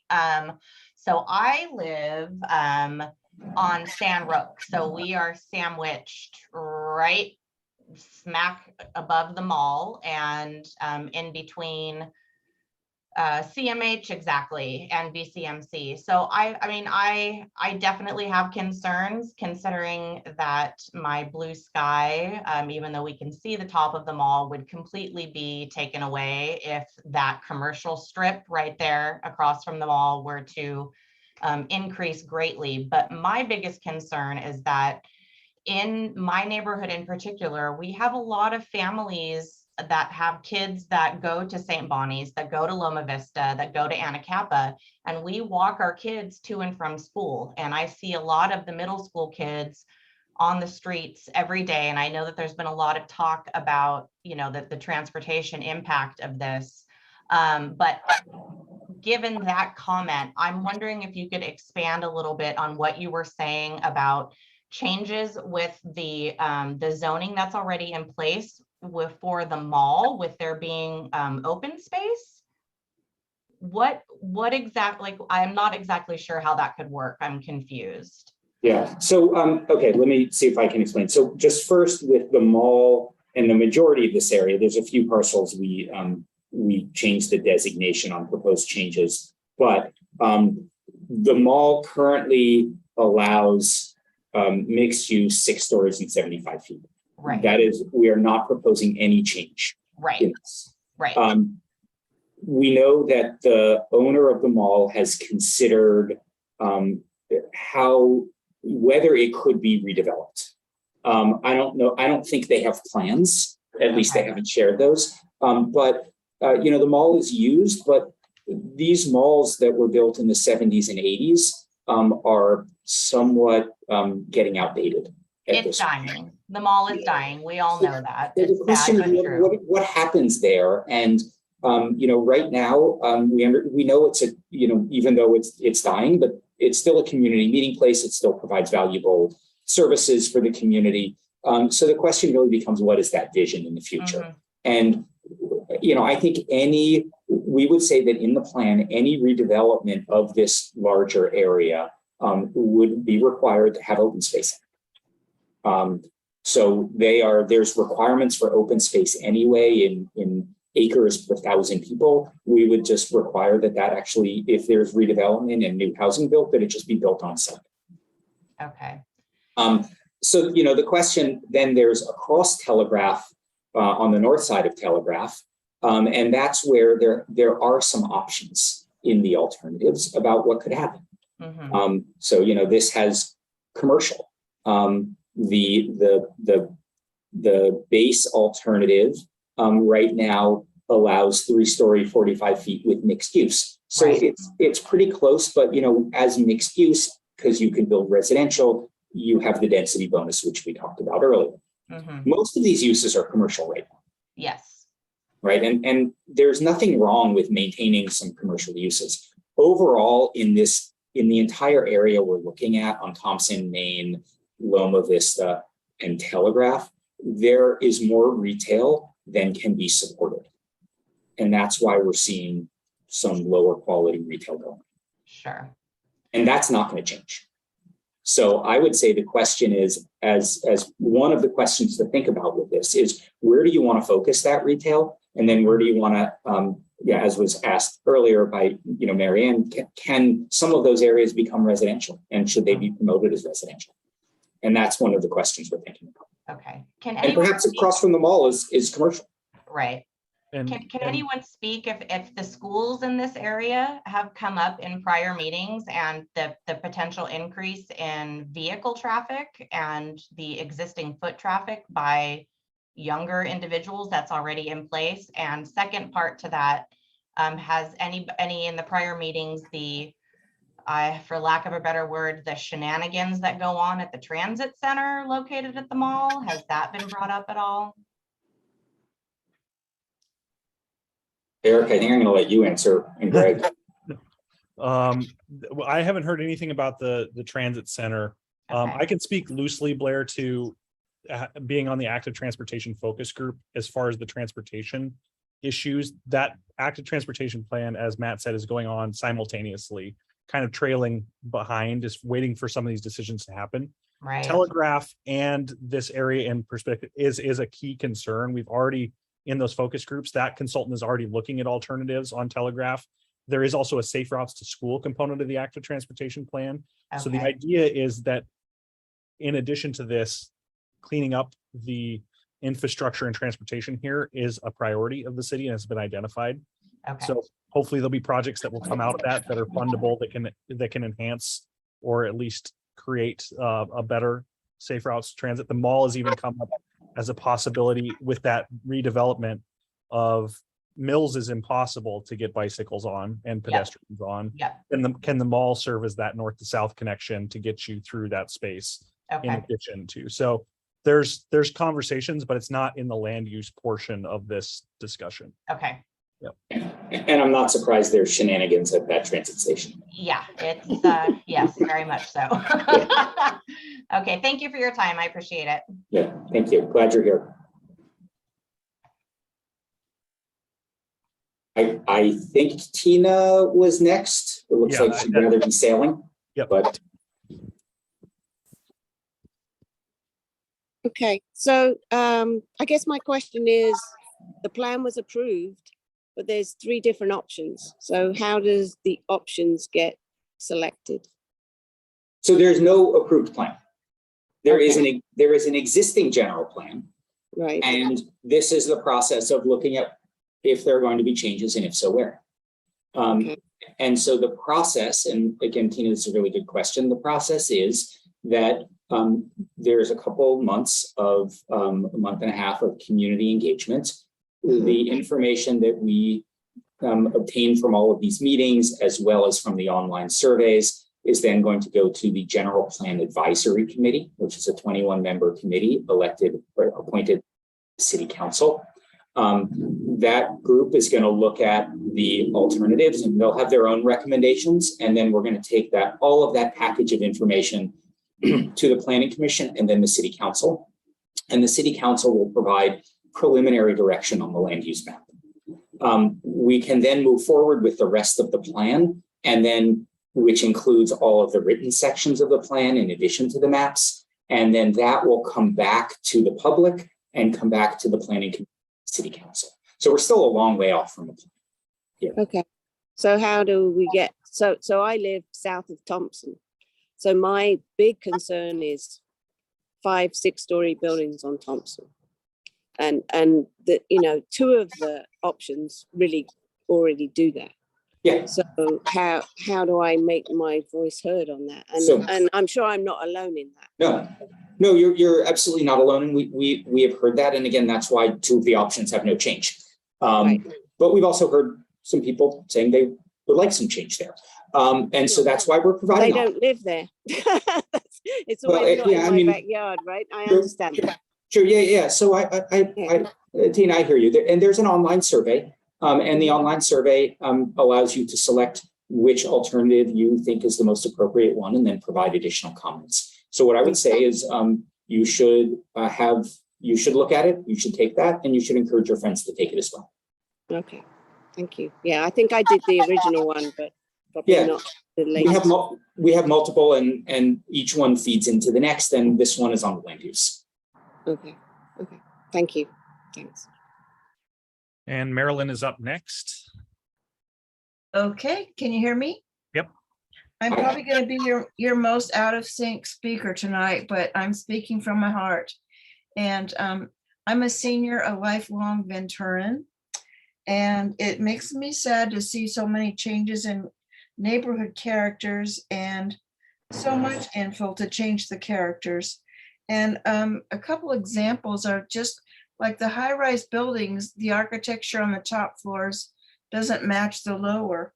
And if you travel from the Ventura Pier to the Pierpont area, all the info houses in there, they're like stark white, and they don't even blend with the hills in the background. And I know this is probably really out of sync, but if you drive out to Santa Paula area, it is so unchanged over all the years, decades, and they have lots of space out there.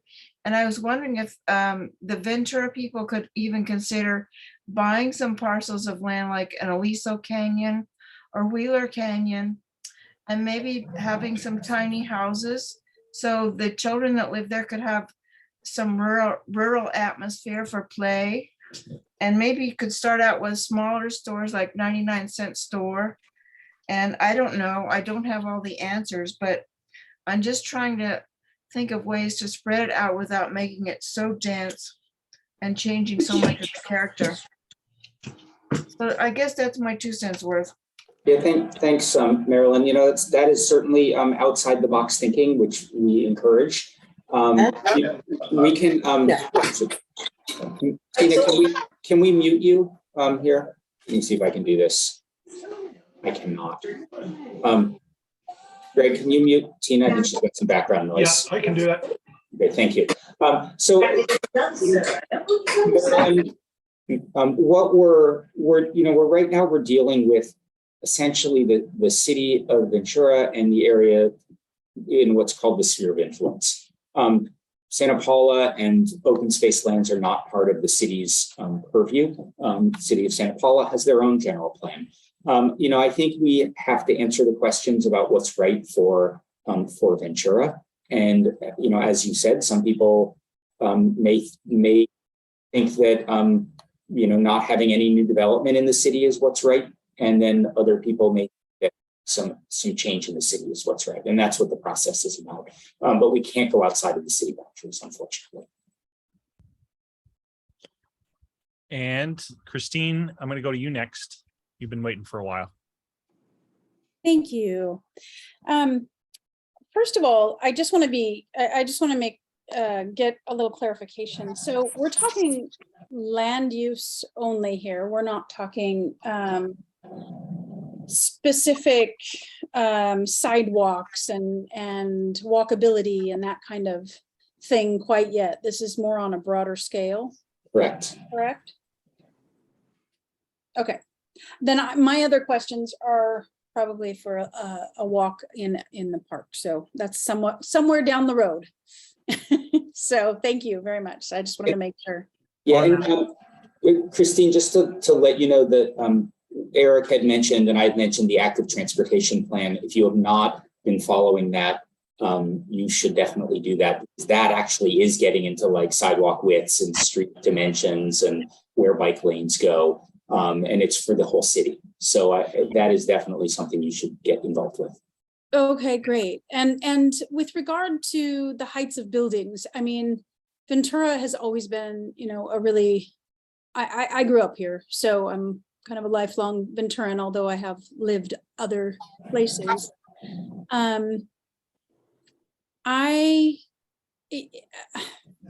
I find that many people that I speak to are really upset with the height of buildings that are going up. And I do understand that they were approved 10, 15 years ago. And wonder, like many, I guess, of the comments that people have been making, wonder why we're considering so much going up. I mean, okay, so I know it's a huge balance between, you know, doing what the state is requiring us to do, and also making sure that we have houses for and homes for people of different socioeconomic statuses. But it does seem like there's so much in all of them. There's so much density there that when it's going to be a city, I mean, we've always been more like a little community town, beach town, and the higher rise we go, quite often the more crime comes in, the more people start caring as much about the buildings and the environment. So I wonder how, like, what that balance is.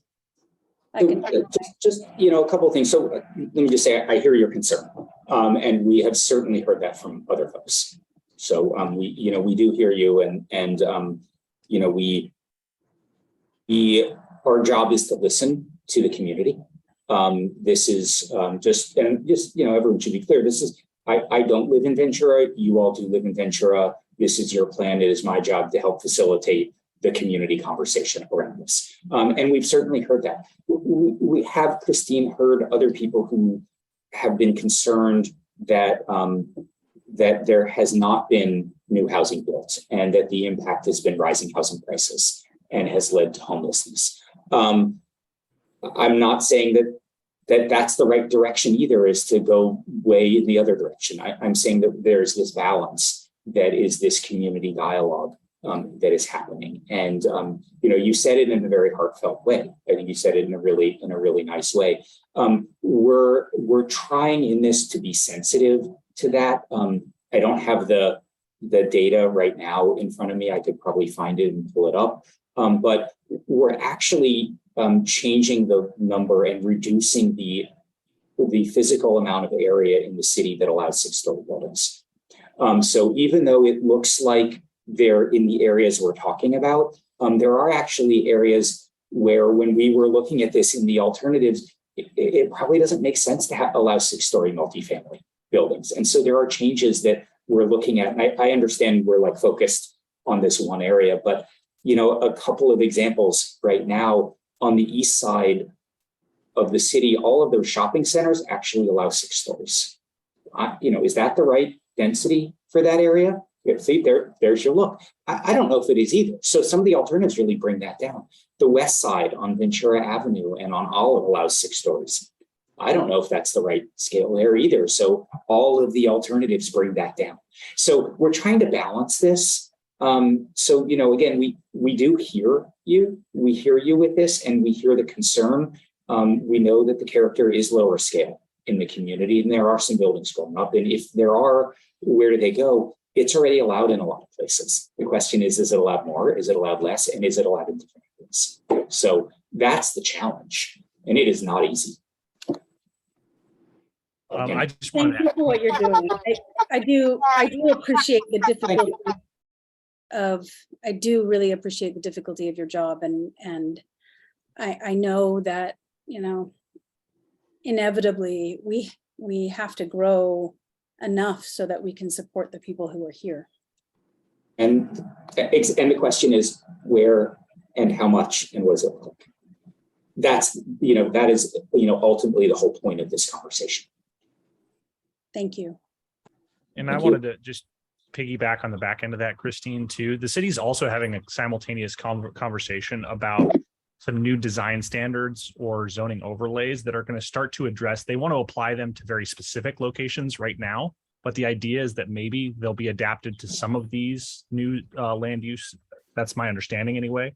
One of the first conversations that happened last week. And so that's where some of those specific setbacks and design requirements could start to work their way out. The city understands that it has a kind of a hard problem right now in enforcing what the state considers objective standards versus subjective standards. And the state says if it's objective in any way, you can't enforce it. So the city understands that and is trying to come up with avenues to codify some of those objective standards. We'll see how that process goes, but that's happening simultaneous too. And really it's trying to, you know, where there is density and where there is densification, because it, you know, it already is allowed in some places. We got to make sure it looks good and it supports the character of the community. And the reality is right now, some of the, and this was mentioned previously, some of the design of the buildings don't necessarily support the character of the community, the physical form of those buildings. And we understand that, you know, that's what this other process is about as well. And then I'm going to go to Pamela and Mark. Okay, I think I'm off mute. Yes. So when you asked me, Matt, you asked me if I had some ideas about the area where I live, and I actually do. But so my question is, so one of the things a while ago we had a visioning. Actually, CMH held the visioning, and VCMC came too, and that's where we came up with the whole idea of our area being the wellness district. Mm-hmm. And that's kind of how we're known. And so, you know, the hospital built their new wing, and they have the old hospital that they cannot use as a hospital, but it's used for offices and things. And so one of the ideas that was brought up then, which it just sticks in my head, is to take that old hospital and make that into some really nice senior living apartments. So you're getting that density and you're not increasing traffic because it's not a population that's going to be driving a lot. And where they would be driving is right where they are. And so in order to do that, would it require a zone change because that is currently zone just commercial? Yes. And so this is, Pamela, that's a great suggestion. So I think, you know, that is one, if you know, you or others feel that that is an option and that housing should be an option there, then we should make sure that the land use allows them, you know, if they choose to do that. And I think that's a super creative idea. Yeah, ever since it was mentioned, it's just, I keep thinking about it. And I thought, well, that's just like, well, of course. Yeah, and you're right. Senior, it's a great location for senior housing. And then next we have Mark.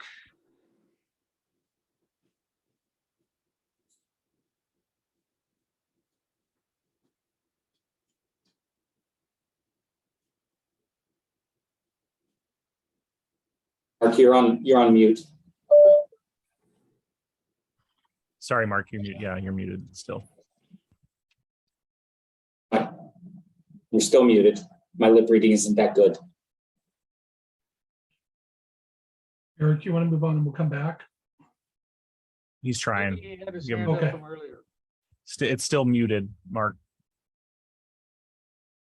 That was my bad. How about now? There it is. Yeah, you got it. Okay, sorry. This one thing I want, it's hard to sometimes judge these different options without a criteria. So in other words, you know, how does one, all this is about getting more housing. But if we really don't have some understanding of this option gives us so much housing and the other option gives us X number of housing, even if it's just an estimate, it's hard to, you know, how do you compare them from a need standpoint? So yes, so we're reviewing those numbers actually with city staff now. You know, I do want to. There's a little bit of a I guess a warning I would give with that, which is that the numbers are going to come out for each of the three, or actually the four alternatives: base, core, expansion, and distributed. But there's a lot of nuance, as I said, when you start digging in. You know, you can kind of pick and choose different pieces which have a big impact on those numbers, which is very difficult to figure out. So again, I don't expect that the city is going to pick one of those four and just move forward with that one. So we can put out preliminary numbers, and we will, but we also, I just want to give the warning that when you start picking and choosing from different ones, it does change what those are. They'll go up and down for those different ones, right? Yeah. So, I mean, you could pick all of the core, except you could say that Thompson and Main remain at the base, right? And everything else around it, and that will change the numbers. Right.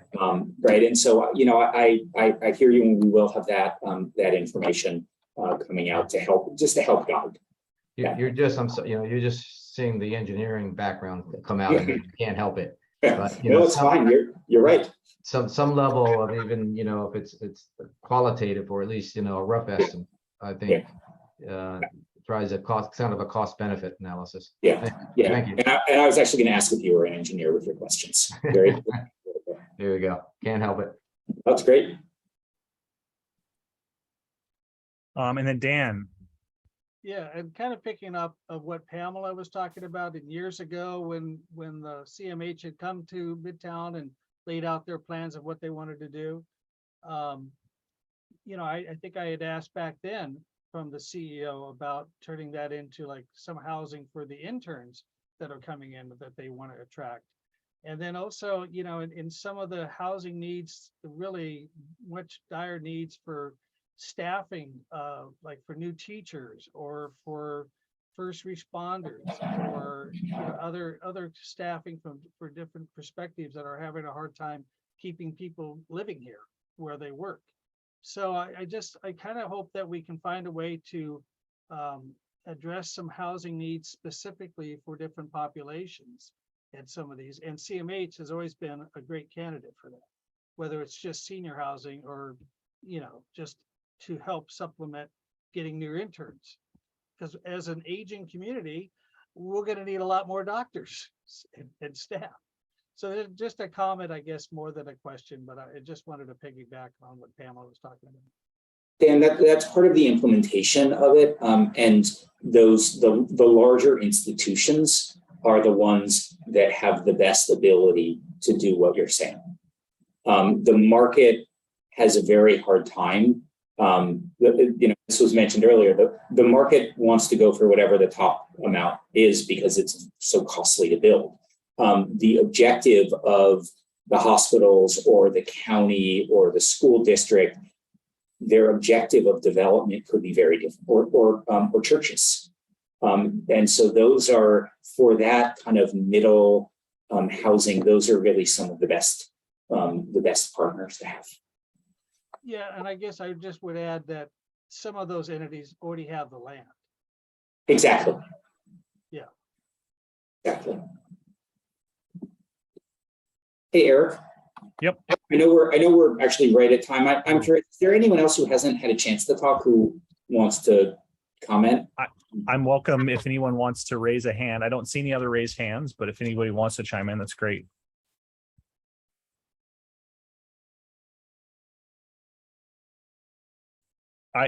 I'll pick your brain for a second, and somebody please raise your hand. I've got a quick question.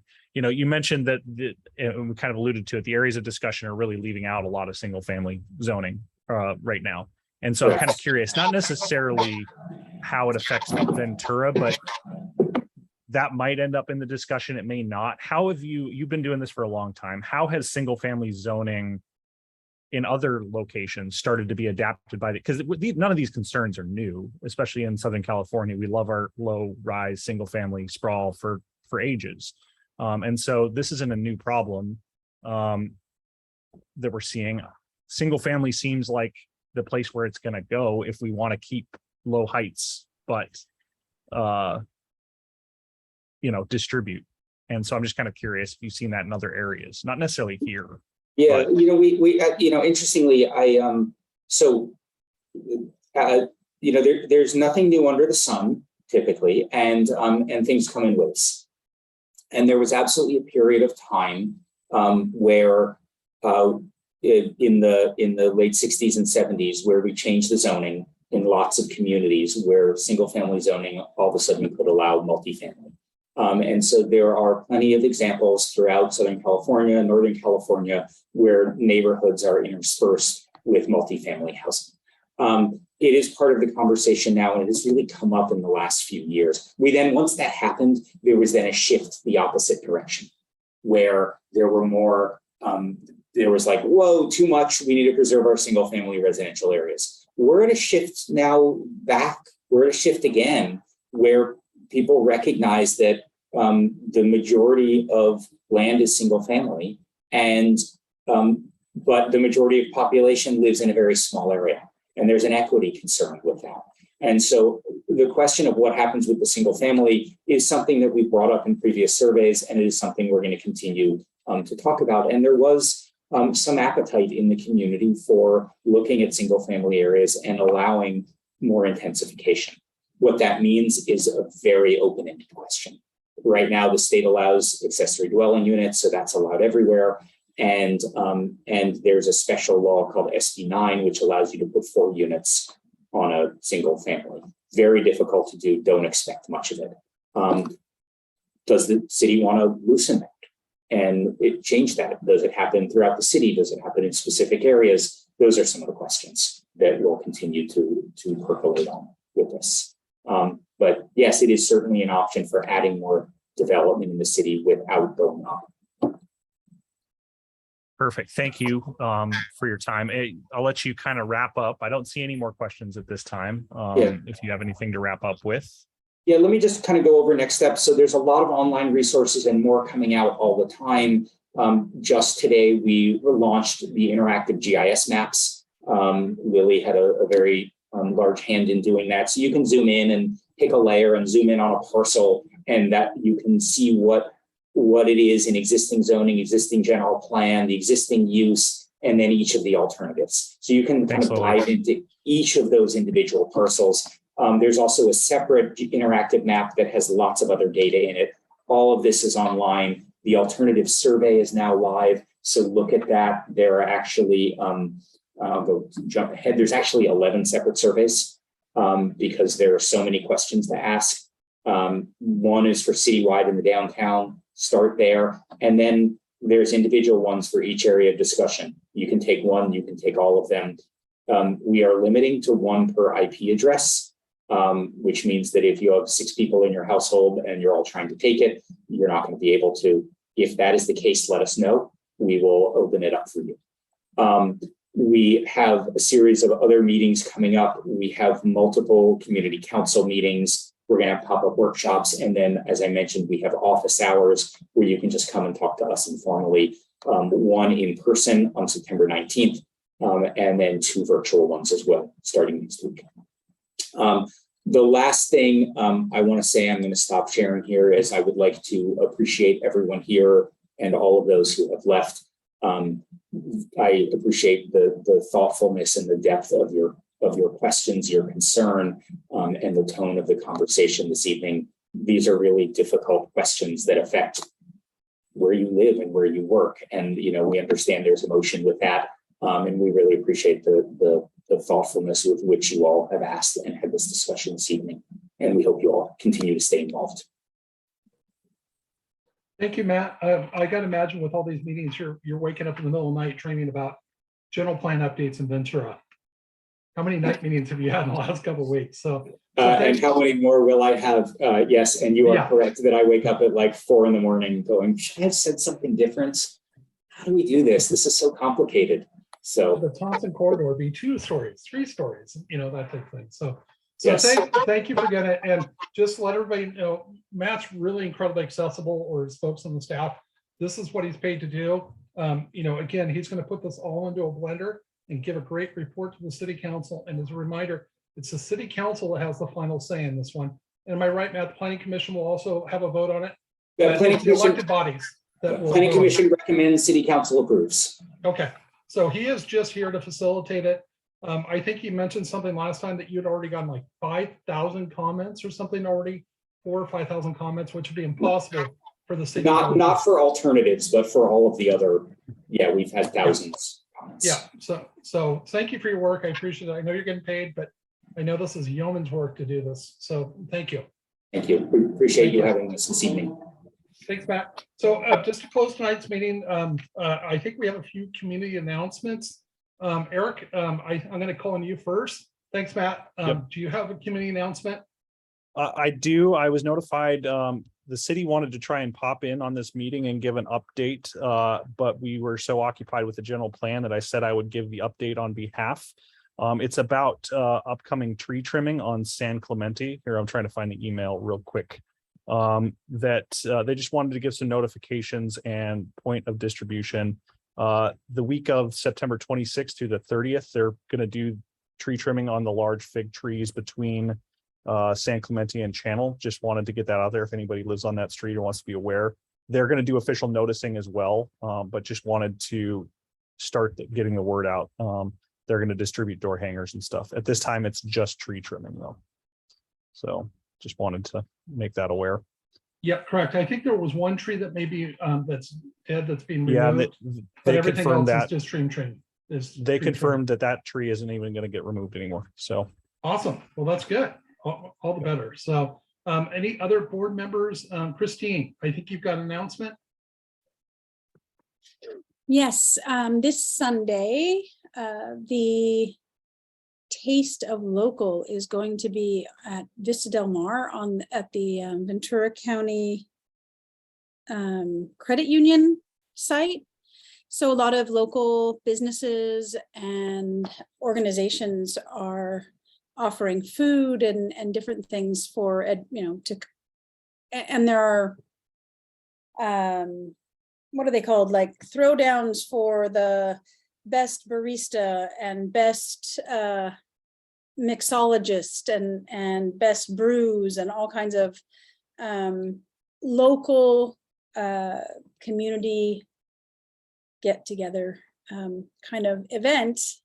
So check it out. It's VC Taste of Local, if you can. Great. Thank you, Christine. Any I other think board it's member? from 12 to 5. Sorry. Sorry, Christine, I jumped in on you. It's okay. I just remembered that the time was from 12 to 5 on Sunday, the 11th. Okay, any other board member announcements? Okay, not seeing anything. How about any public or just one community thing, members Greg. announcements?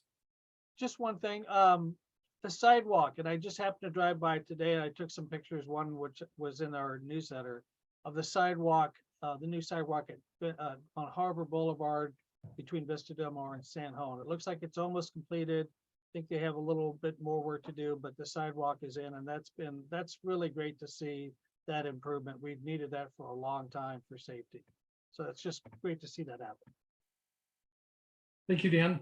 yeah, that's one of those committee active members? transportation projects that they've been trying to push through here for a while. And one Yeah, on the long list.